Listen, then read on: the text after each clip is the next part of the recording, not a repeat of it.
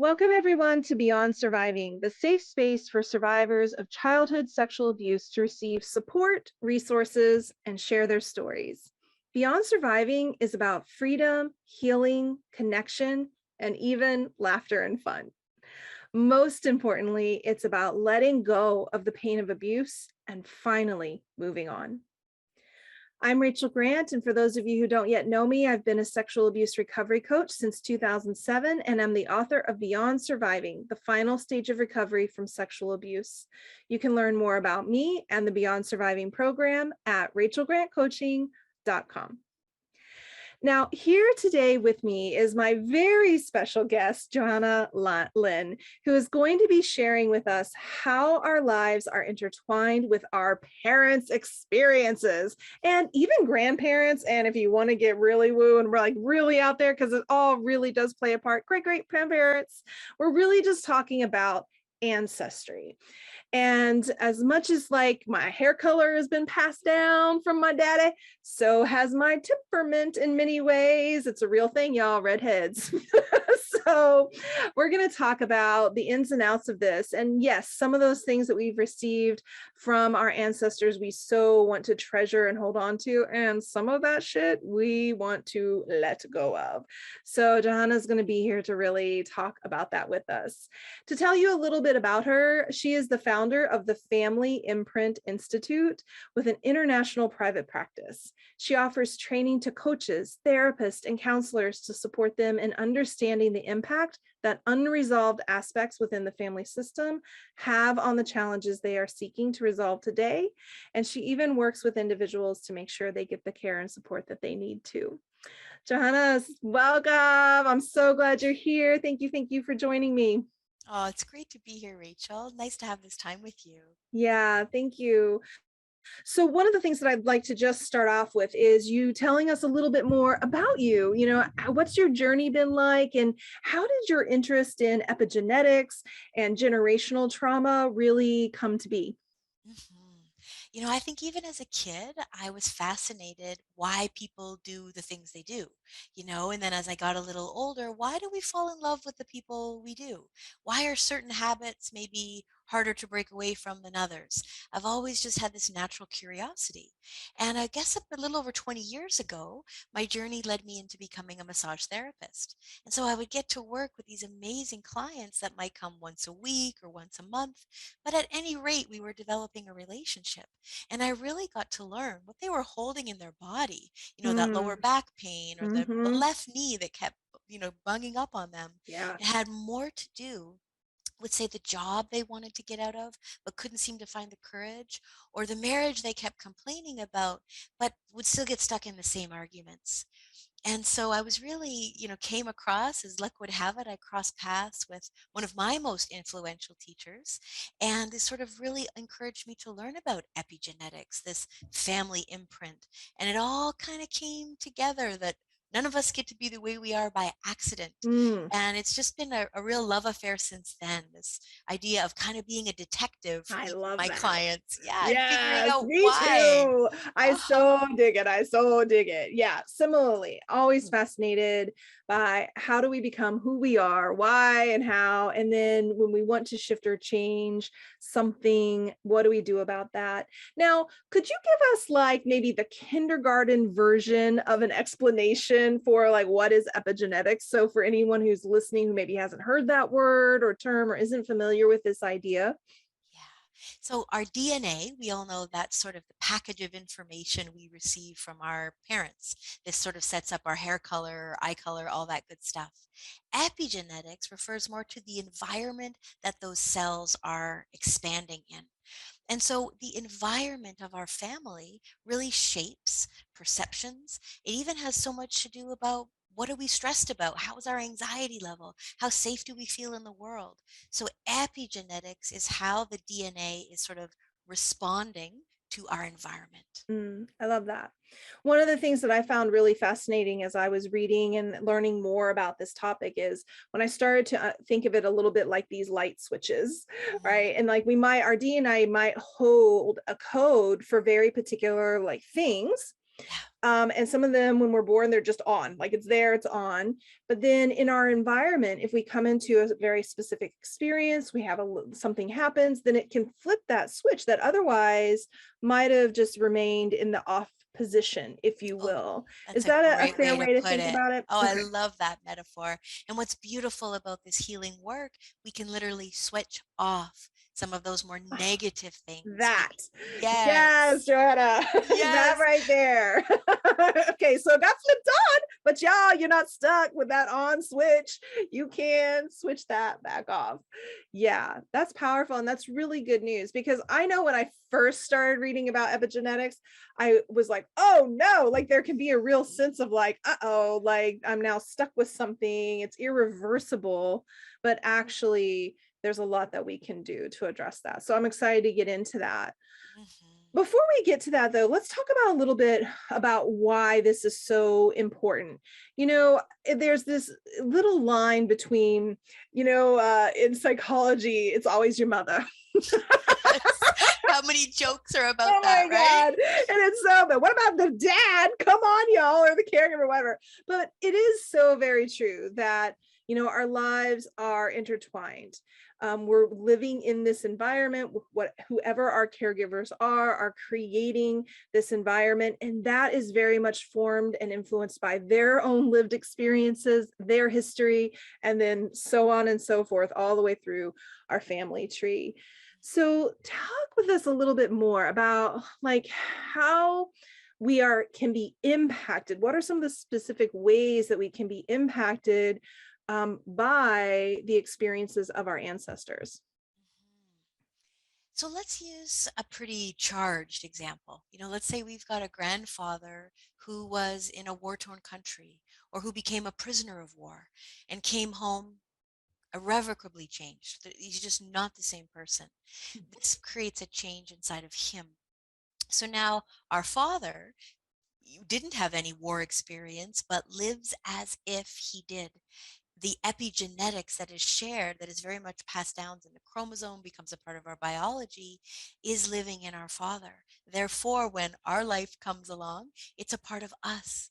And so, where this gets challenging is, let's say we're living in a super safe community. We've got, there's no war elements around us, but we live with a hypervigilance because it lives in us as if it happened to us. So Mhm. the reference points around things like, I don't know, fireworks or your fire truck, the alarms going off there, our nervous system responds to that completely differently.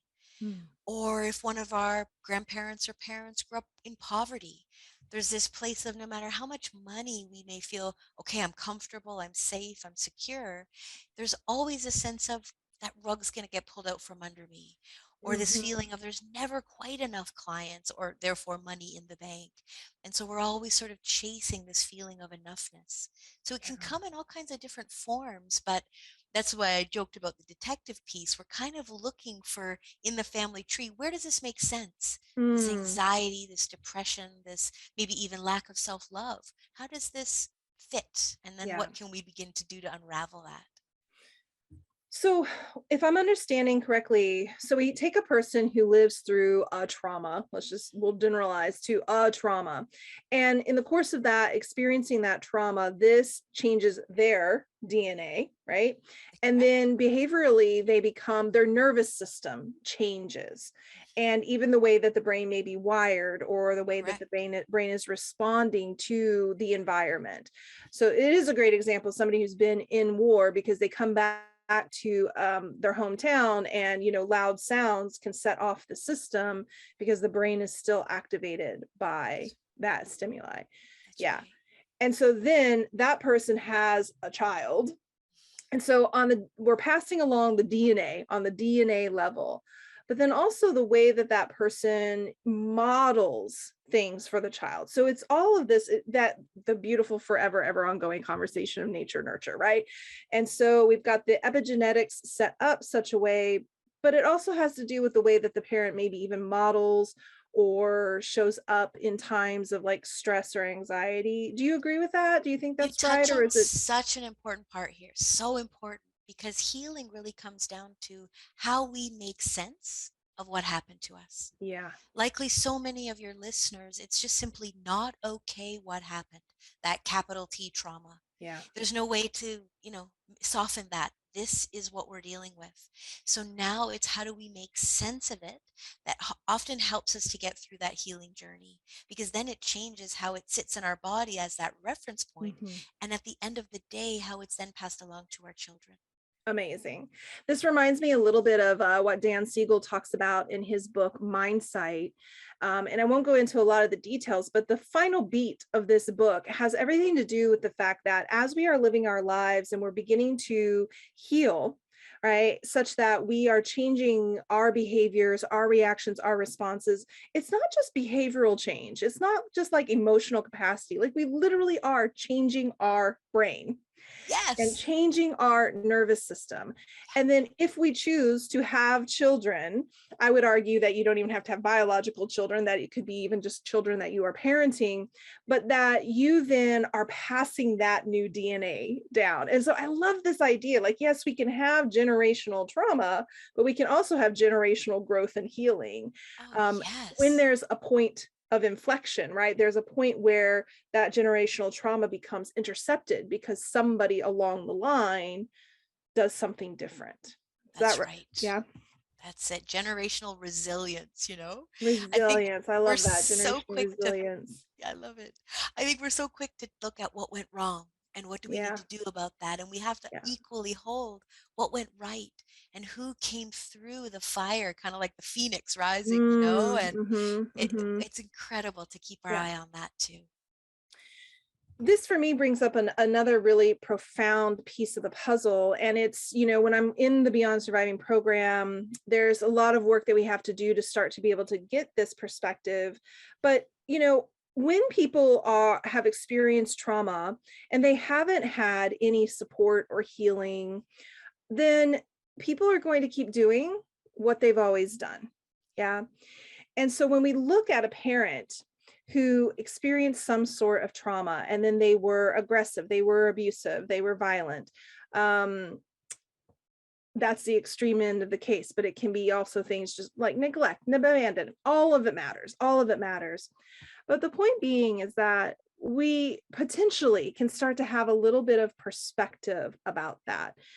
We'll hold people very much accountable still, but understand that without intervention, people can't do something different. I guess where I'm going with that is oftentimes people will say things like, well, they should have known better. Like they went through that experience, so they should have known like what it was like and what it was going to feel like and the impact it was going to have and why it wasn't okay. But that's actually only true if that person has received some sort of healing and perspective about their trauma. Does that make sense? Do you want to I riff couldn't off agree that? more.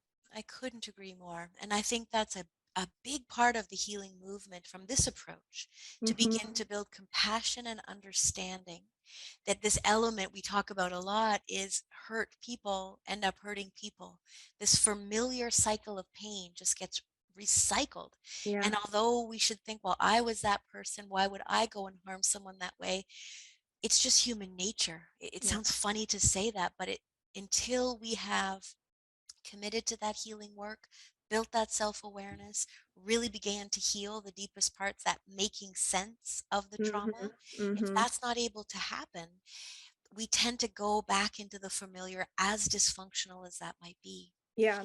And even if we look at our And parents' it can generation, feel if I was, yeah, I and was just, yeah, go ahead. We're both so excited about this topic. We just that's can't. We just can't, y'all. That's all right. We Go want to ahead. add some more. This piece about in our parents' generation, people like you and I weren't really readily available, or even a Okay. Psychology Today Most definitely. magazine, Yeah. on the waiting room table. 100%. That this is just more, this thing happened to me. I stuff it deeper into my Yes. body and I just Yeah. keep up, Yeah. instead of saying, I can't function like this anymore. I need to call on some support to help me through this. That just gave me chills because I think this additional layer of compassion, understanding that it's not always that people had the resources, they just chose not to do anything about it, to just continue being how they were being, that literally for many generations, there wasn't anything. And the model was deal with it. put on a strong face, stuff it down. We've got other things to do, right? Yes. This idea of self-actualization is in Yeah, many ways very new, particularly to Western culture. absolutely. Yeah. Yeah. Amazing. So I think the only point I was going to add, riffing off of what we were just talking about, is I think there is a point of challenge here, which is, you know, to do this work means you have to start owning your life. Mhm. There has to be a transition from the place of like, well, like it's because of my mom, it's because of my dad, it's because of my sister, right? Like the external, right? Causes that are very real. Of course, they caused harm, they did things, but this little shift that has to happen in order for someone to really fully step into healing means like I'm no longer going to just continue to blame what I'm experiencing on what other people have done and what other people have chosen. Like I can start to really put my hands on the steering wheel of my life and start to make some choices there. Oh, yeah. I've come to appreciate maybe that piece most about the Mm-hmm. work that I get to do. It's all about self responsibility.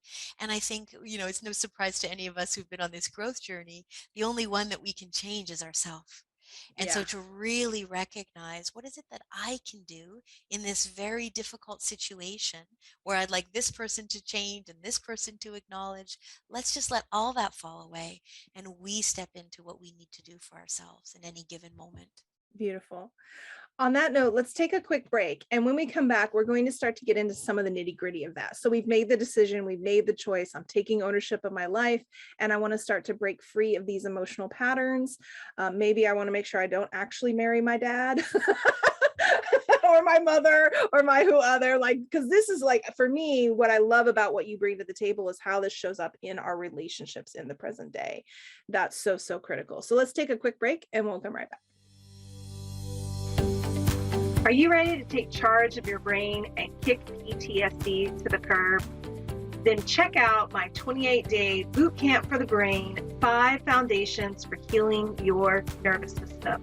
This is a self-study virtual program for survivors of sexual abuse that blends cutting-edge neuroscience and kick-ass brain-boosting exercises, all expertly designed to teach you in a down-to-earth way the fundamentals for retraining the brain, healing the nervous system, and feeling in charge of your life again. And right now, you can get this program for a limited time at $47, $50 off the usual price. I also have a pay what you can program, so nothing should hold you back and stop you from taking advantage of this beautiful course that's been wonderfully designed to focus on healing you from the inside out, starting with the brain and nervous system. Go to rachelgrantcoaching.com/bootcamp to get started today. Now, back to our show. Welcome back, everyone. Here with Johanna Lynn, and we are just digging into this wonderful, amazing topic of how our parents' shit is our shit until it's not, right? Until it's not. And I want to hear you. I just want to give you some space here to really share with us in the work that you've done over the years. What have you found to be some of the most effective ways to really break free from the emotional patterns that we inherit from our families? Well, my first step when I work with clients is to build a 3 generation Genogram. So I can really start to track what is going on today and how it connects with the larger family system. And for those listeners who don't really know what the heck is a Genogram, it's kind of like scripting out a family tree beyond, Aunt Brenda had this issue and Uncle Willie over here, Hmm. more from the relational patterns. We want to start to look at where did love stop flowing and why? What was behind that? So my curiosity is what's behind mom's criticism or what's behind dad being quick to anger or numbing with alcohol. And so if we step back and really look at our family, really being all about love and then where it gets blocked, where it gets tangled up, and then how that finds a way to live itself out in our marriages and our parenting Yeah. and even in our relationship with ourselves. Hmm. When you work with people who don't have a sense of their ancestry, how do you approach that? I've worked with many people who are adopted or just come from a family with, let's say, lots of secrets, lots of things that are just Yes. not talked about. Mm-hmm. Yeah. And so I have to work backwards a little bit of reverse engineering. So I've been trained in clinical hypnotherapy. An approach that I use is called the core language approach. So I'm really listening to the words my clients use to describe what's going on so that I can determine what's underneath that. So there are four ways that our life force gets diminished, four ways particularly that things start to be on repeat and they're just not lifting. And one of that is called a break in the bond, a break in attachment with mom. Did that happen in utero? Did mom struggle with mental illness when I'm a young child? So even if we don't know the full facts or the history, we might know key pieces, and that's enough for me to begin to work with the deep dive work that we need to do. Amazing. I wonder if you could share with us a story, maybe as you've done this work for yourself, if you want to go there, or with a client, maybe just taking us through the process of like, yeah, this is what we noticed going on here. And therefore, this was the patterning that was continuing to show up. And here's what we really did to shift that, to break that pattern. Yeah, maybe I'll pick a more of a bit of a lighthearted case. There was this remarkable woman that I worked with, and her challenge was trying to stop drinking pop. She drank so many cans of pop, her recycling bin would just be filled with, Mm, maybe like 7 or 8 a day. And so when she came to see me, she tried everything from just not drinking it to drinking diet to, anything you can all think that. of, Yeah, all that. sure. It wasn't working. And so no one had thought to ask about her family history. And she Mm, started to talk with me about how distant and disconnected her family was, even the siblings. Everybody was just sort of left to their own devices. And the only time it felt like a family, conversations and laughter and having fun, was 1 week a year when they'd go off on vacation. And the kids would get to order fizzy drinks as a right. way of celebrating. And so, Mm-hmm. this connection around what she thought of, I'm weak minded, I'm addicted, I can't stop drinking this pop, I'm embarrassed around my kids, I'm sad about my own willpower. It really had to do with a loss of connection and Yeah, that feeling of I can bring it all back just by nostalgia. opening this Hmm. can of pop. And that's something. Oh, and just to unravel that. And it was one session to just know what it's about and to really commit to giving herself what she'd always Mm, wanted from her mom and dad. amazing. I think the key piece is maybe our Ooh, parents that's won't so change. good. Hmm. Yeah, they may not change. And so Right. how do we give ourselves that Yeah. love and support we've been Yeah. longing for?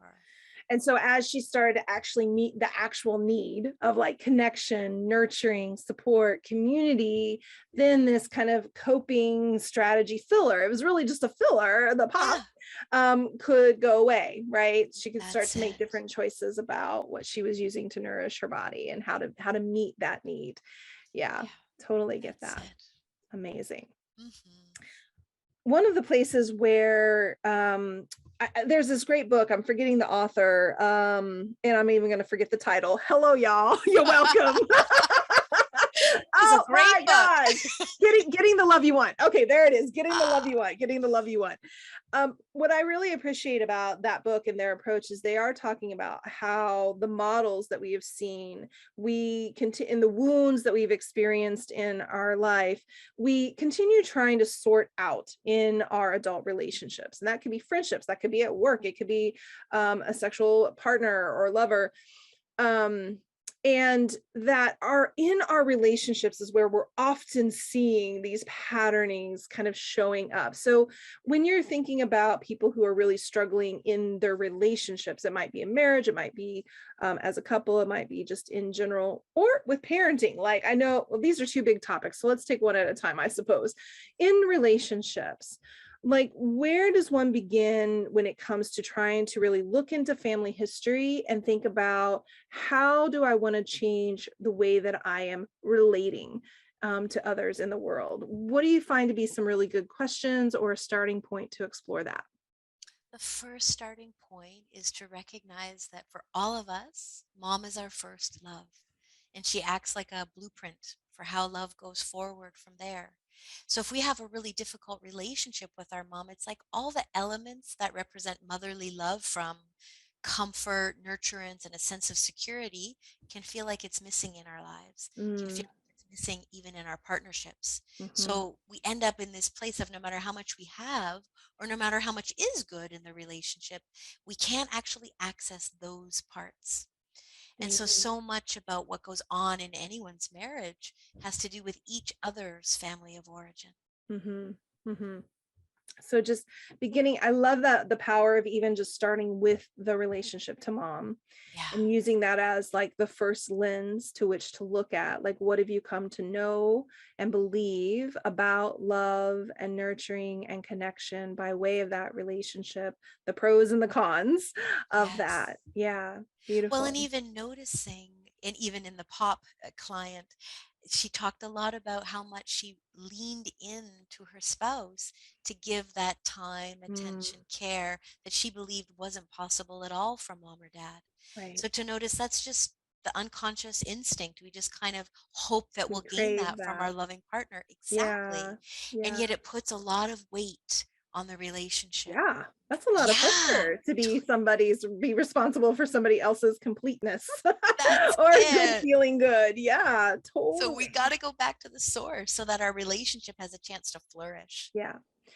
I think what's also true in my own experience and what I see when working with a lot of my clients is when we have a wounding like that, where there's such a gap and we are too much looking to external to address that, it is like this bottomless well. Like no matter how much somebody else pours in, you're still never really going to be satiated because that underlying need hasn't really been named and addressed and worked through.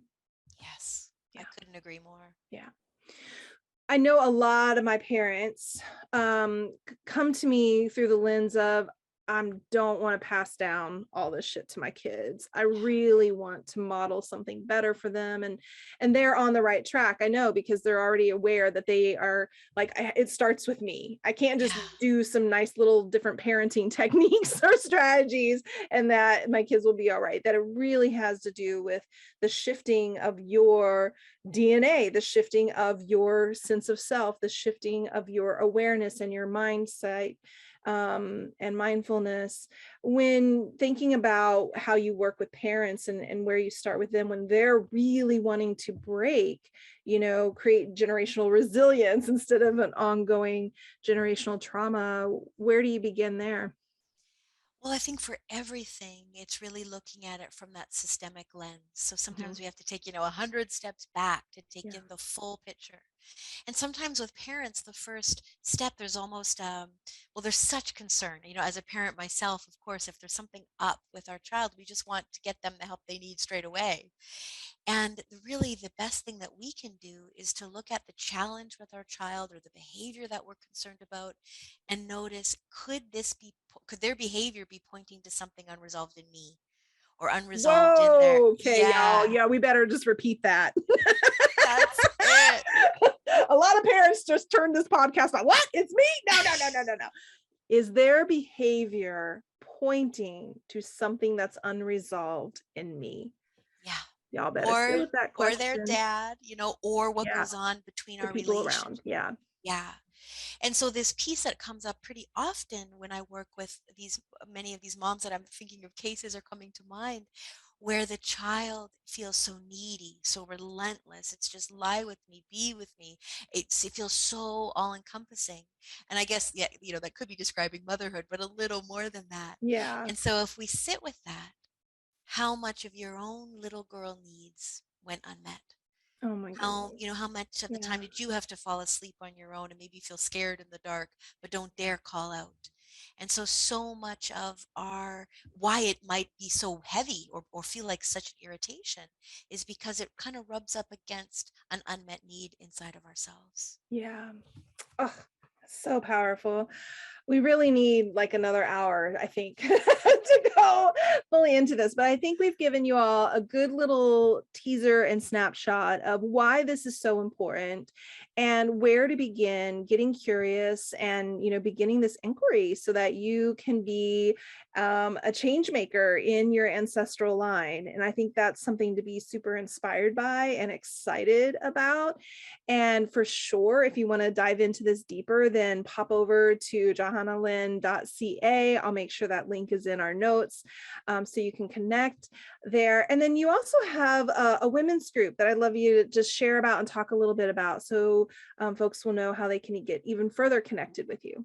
Yeah, thanks, Rachel. It spans over 3 months, and we create a real container of support where we get together every other week and we dive into whoever is a participant, their challenges. So it's very personalized, and everything is really answered from this systemic lens that we've been talking about.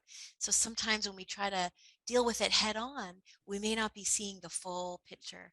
And so that's what I like to bring to really open our eyes, open our hearts, and get that love flowing again where it might have been, turned off or tangled up. Awesome. And so just pop over to her website and look for that information so you can get signed up and participate there. And do you have any final words for our listeners today? I think one thing I'd love for them to take along is to think about ways they can be kind, generous, and compassionate with themselves. So, if you wanted that motherly, gentle love more as a little girl, what step could you do today to give that to yourself? Yeah, amazing. Oh, thank you once again for being here, for sharing your wisdom. Just so appreciate you. And just, I can't wait to see how things continue to unfold in your work. And I'm thinking I need to connect you with my friend who does generations, does genealogy. I'm like, oh my gosh, this could be really cool. But I just think it's such beautiful work. And the inspiration that you bring and the hope that you bring, that's so, so important because while we do inherit so much, we can change and evolve the inheritance that we pass on. Yeah, Thanks, amazing. Rachel. Thank you. And thank you everybody for listening and joining and tuning in. As always, if you'd like to make a donation in support of the podcast, go to bit.ly/Beyond Surviving Podcast Donation. All contributions will be applied towards funding scholarships, the running of donation-based and free programs, and making sure that those reaching out for support get what they need. And don't forget to visit rachelgrantcoaching.com to learn more about sexual abuse recovery coaching and to explore the other resources there. And be sure to subscribe to the podcast, leave us a note, leave us a comment, and then come back next time because we have so much more to share. And until then, take good care of you.